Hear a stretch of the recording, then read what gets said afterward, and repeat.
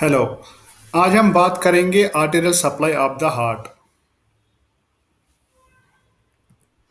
हम बात करेंगे लेफ्ट कॉर्नरी आर्टरी की और इसकी ब्रांचेस की। हम बात करेंगे राइट कॉर्नरी आर्टरी की और उन उसकी ब्रांचेस। और बात होगी डाइवर्जेंट कॉर्नरी एनाटमी की और मेजरमेंट्स की बात होगी। जो हार्ट है सप्लाई होता है मेनली दो कॉर्नरी आर्टरीज से।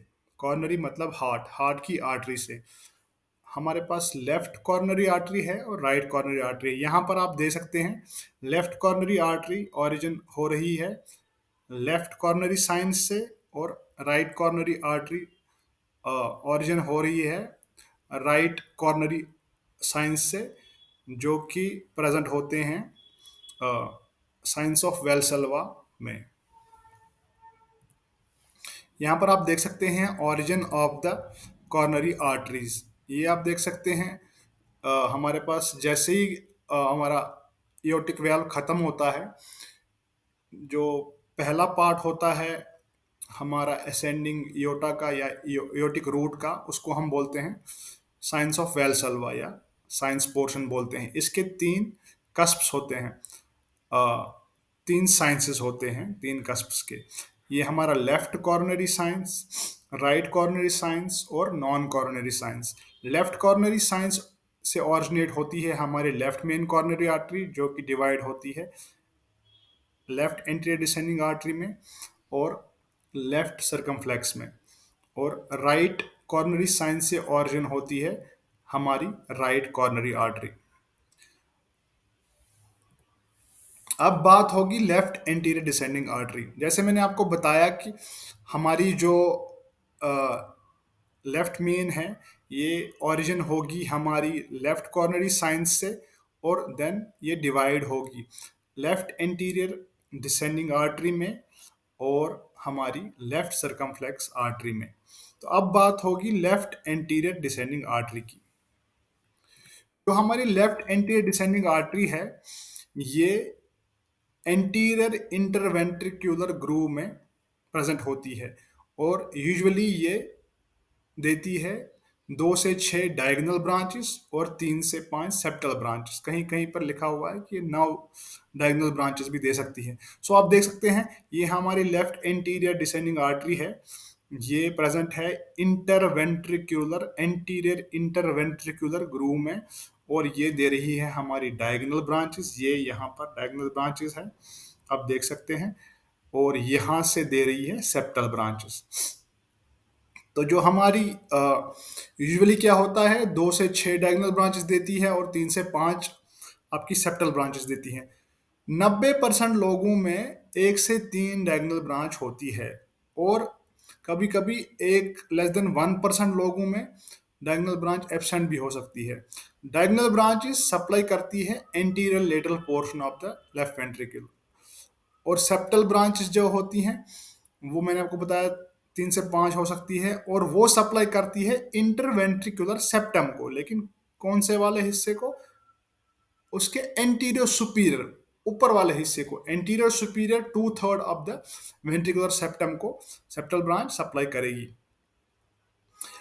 ऐसे ही हम अब पढ़ेंगे कि termination of the LAD, left anterior descending artery. Type 1 LAD क्या होती है, टाइप 2 एलएडी क्या होती है, और टाइप 3 एलएडी क्या होती है। यूजुअली हमारी जो एलएडी है वो सब एपेक्स तक, वेंट्रिकुलर एपेक्स तक, यहाँ तक पहुंचती है। और आप ये देख सकते हैं कि यहाँ पर ये नीचे वाले हिस्से को भी, डायफ्रेगमेटिक पोर्शन को भी सप्लाई करती है। तो अगर एलएडी एपेक्स तक पहुंचती है और नीचे वाले हिस्से को भी ये सप्लाई करती है, तो तब इसको हम टाइप 3 एलईडी कहते हैं। और ये 78% लोगों में पाई जाती है इस टाइप की एलईडी। अगर एलईडी आपकी सिर्फ एपेक्स तक पहुंचती है, एपेक्स तक रीच करती है, ये वाला हिस्सा जो है ये एब्सेंट है, तो तब ये कहलाती है टाइप 2 एलईडी। ये हमारे जैसे देख सकते हैं कि देन अगर एलईडी एपेक्स तक ना पहुंचे, मतलब एपेक्स से पहले ही, लाइक यहाँ तक, यहीं पर खत्म हो जाए, तो इसको हम टाइप 1 एलईडी कहते हैं। तो type 1, type 2, type 3 LEDs length के हिसाब से होती है, और सबसे कॉमन जो है वो 78% जो है हमारी, वो है टाइप 3 LED। एंजियोग्राफिकली अगर हमने एंजियोग्राफी की है पेशेंट की, हम एलईडी को डिवाइड करते हैं प्रॉक्सिमल, मिड और डिस्टल में। तो हमारी, ये आप देख सकते हैं यहाँ पर लेफ्ट मेन कॉर्नरी आर्टरी है, हमने इसको डिवाइड किया एलएडी में और एलसीएक्स में। अब हम एलएडी को डिवाइड करेंगे प्रॉक्सिमल, जो होता है लेफ्ट मेन, जहां से ये ऑरिजिन करती है ये हमारी एलएडी, बाइफरकेशन से लेके ये D1 तक यूजुअली होता है, ये प्रॉक्सिमल होता है।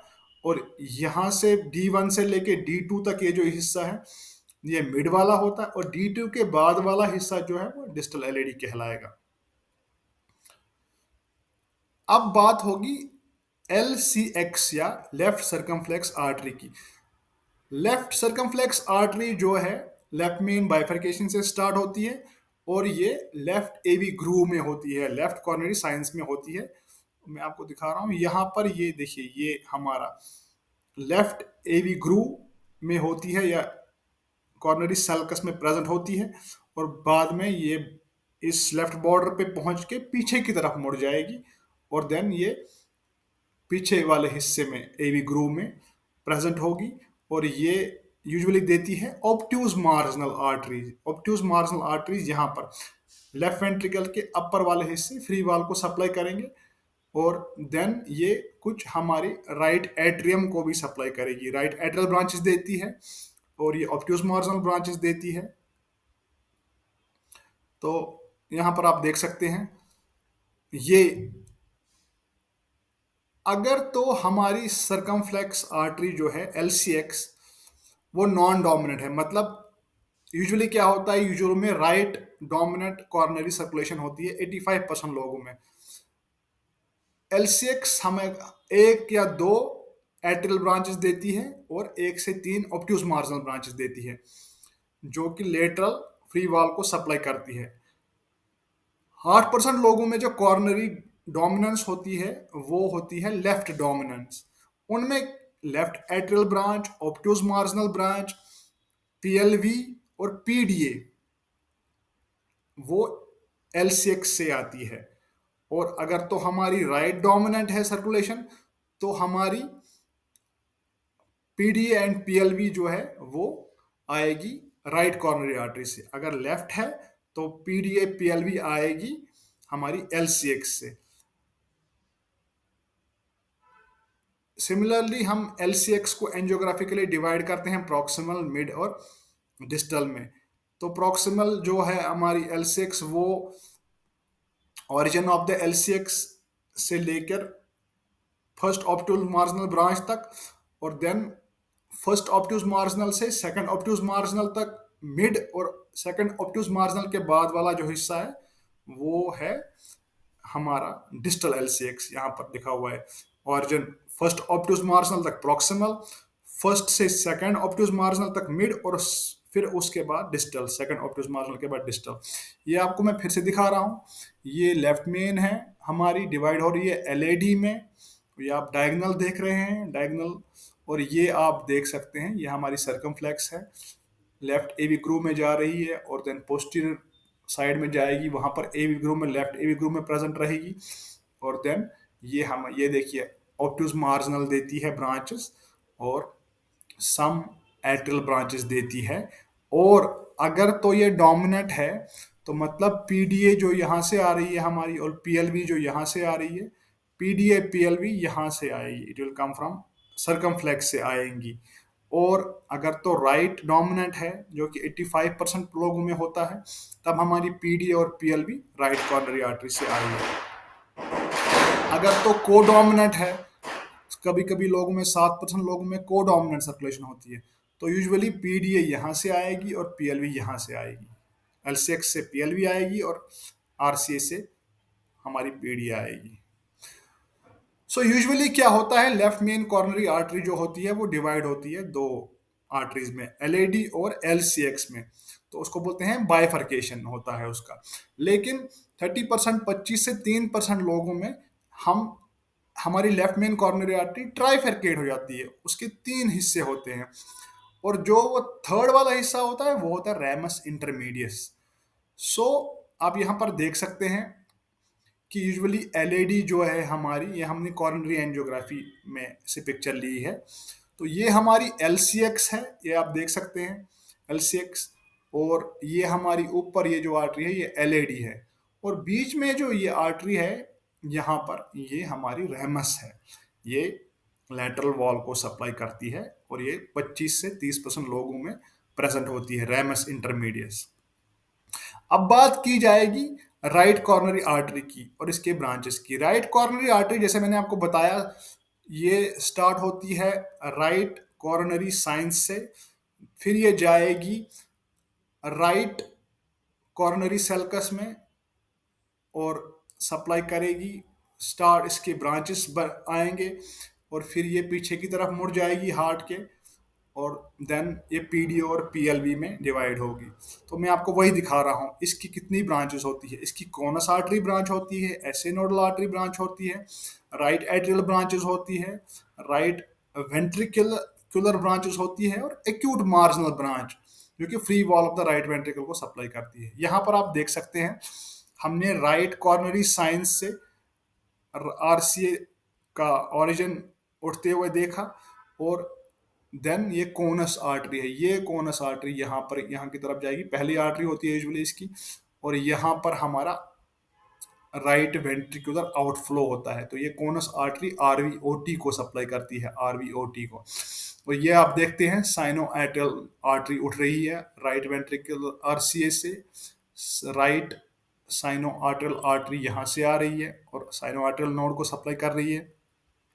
फिर आप देख रहे हैं यहाँ पे आरवी ब्रांचेस, यहाँ से आरवी ब्रांचेस उठेंगी, वो आरवी को सप्लाई करेंगी।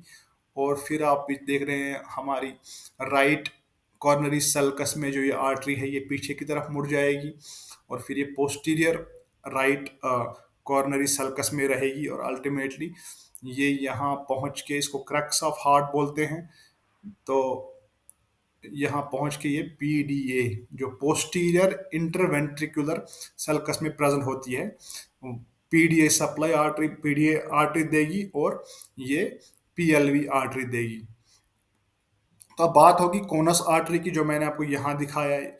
कोनस आर्टरी जो है ये फर्स्ट आर्टरी होती है और सप्लाई करती है आरवीओटी, इन्फेंडिबुलम को। 40 से 50% लोगों में जो हमारी कोनस आर्टरी है इसका सेपरेट ऑरिजिन होता है, इसको थर्ड कॉर्नरी आर्टरी भी कहते हैं।